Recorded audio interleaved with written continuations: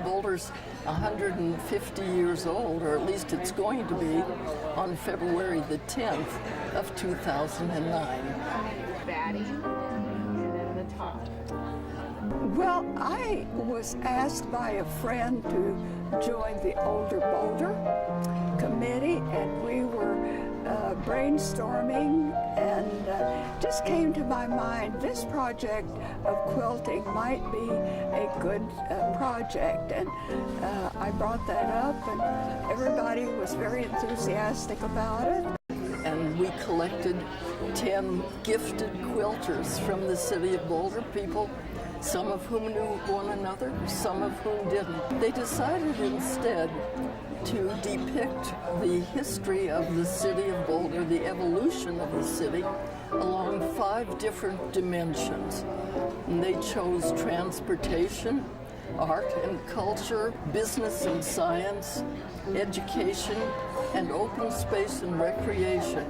This is over the bar for me, and it's been wonderful. All the 5 works are just a work of art, and I hope they'll think, oh, those ladies really worked hard to get them made like that.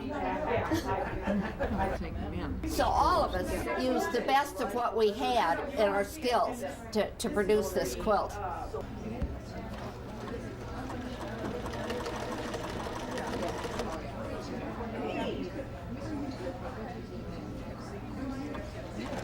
Appreciating the Boulder history, like Jan mentioned, is a very rich history. So it's been fun to look through these old photos and kind of learn something about what went on here. Of course, Chautauqua hasn't changed much over the years, and so you could really place it in any time period. And I placed it in the 1920s so I can dress the characters, the figures in the piece in that time frame.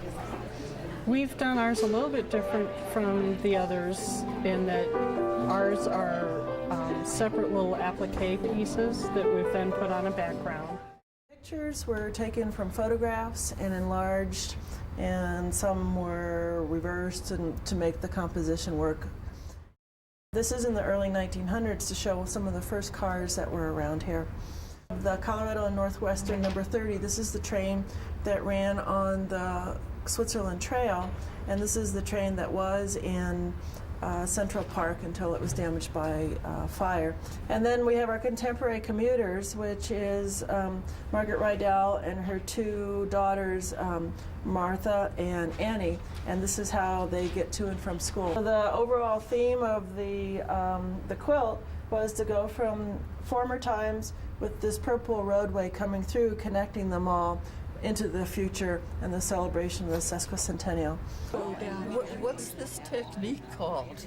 I've used fusible web to fusible web. Wow. Pioneer School was built in 1860, and this is an adaptation from a photograph that's in the Carnegie Library.